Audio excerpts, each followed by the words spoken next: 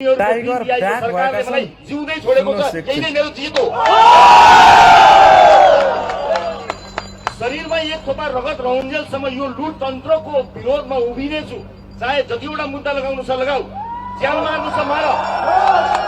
मैले मेरो व्यक्तिगत जीवनका लागि कहिल्यै केही मागेको छैन। टाउकोमाथि तरबार झुन्ड्याउँछु भनेर एउटा जिल्लाको अदालतमा त मुद्दा समेत एक ठाउँमा त मुद्दा समेत नबुझाएर राखेको छ। यिनलाई लागेको थियो छ होला यसको टाउकोमाथि एउटा तरबार राख्यो भने त यो चुपचाप बस्छ, यो डराउँछ भनेर लागेको छ होला।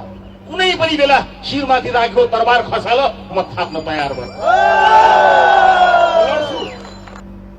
बस धेरै कुरा बोल्नै परेन रवि लामिछानेको बारेमा। रवि लामिछाने साँच्चै नै टाइगर रहेछन्, टाइगर। हेर्नुहोस् त 5.5 महिना पछाडि आफ्नो पार्टीको काम कारबाहीमा फर्किएर 2-4 शब्द मात्रै के राखेका छन्। पुरै आज सामाजिक सञ्जाल रविमय भएको छ, पुरै रविमय भएको छ सामाजिक सञ्जाल। रवि लामिछाने गुमनाम हुँदाखेरि चुप बस्दाखेरि त हेर्नुहोस् यहाँ युट्युबदेखि लिएर सामाजिक सञ्जाल प्रयोगकर्तालाई धेरै घाटा भएको रहेछ। हेर्नुहोस् आज पुरै रविमय छ सामाजिक सञ्जाल। हेर्नुहोस् भनेपछि टाइगरै रहेछन्। अनि यी गणतन्त्रका खोलोडेका लुटतन्त्रवादी यी काङ्ग्रेस एमालेका भ्रष्टहरूले, यी भुटानी बन्धु सरकारका यी कीर्ति प्रसाद ओली जस्ता षड्यन्त्रकारी अपराधीहरूले रवि लामिछानेलाई मार्न खोजेकै हुन्, तर मार्न सकेनन्। अझै पनि कतिवटा जिल्लामा मुद्दा लगाएर झुन्डाएका छन्, मुद्दा चाहिँ लगाइराखेकै छन्। अझै पनि राजनीतिक प्रतिबन्ध लगाउनलाई खोजेकै छन्, तर सकिरहेका छैनन् यिनीहरूले। तर तपाईँ हामीले रवि लामिछानेलाई एकचोटि साथ दिनै पर्छ, एकचोटि हेर्नै पर्छ। रवि लामिछानेलाई हामीले राज्य सत्ता सञ्चालन गर्नमा पुर्यायौँ भने यी काङ्ग्रेस एमालेका भ्रष्ट यी अपराधी षड्यन्त्रकारीलाई ठेगान लगाउनेछन्, अवश्य पनि लगाउनेछन्। त्यसैले एकचोटि साथ र सपोर्ट दिनै पर्छ।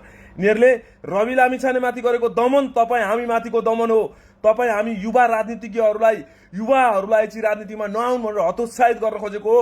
नाङ्लो ठटाएर हात्ती तर्साउन खोजेको हो कीर्ति प्रसाद ओलीले, बाख्रा चोरले, घडी चोरले। यिनीहरूले तपाईँ हामीलाई राजनीतिमा निषेध गर्न खोजेका हुन्। युवाहरूलाई चाहिँ विदेश जाओ, पैसा पठाओ, रेमिटेन्स पठाओ, हामी यहाँ भ्रष्टाचार गरेर घिच्छौँ भनेर युवाहरूलाई नेपालमा नबसुन् भनेर चाहिँ राजनीति चाहिँ बन्द गर्न खोजेको, राजनीति निषेध गर्न खोजेको युवाहरूलाई यिनीहरूले दबाउन खोजेका हुन् युवाहरूलाई।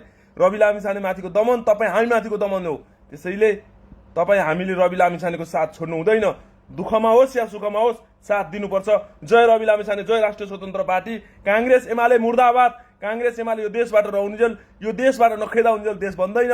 देशमा विकास, सुशासन, समृद्धि, रोजगारीको परिकल्पना गर्न सकिन्न। त्यसैले काङ्ग्रेस एमाले माओवादी भगाउँ, देश बनाऊ, देश बचाऊ।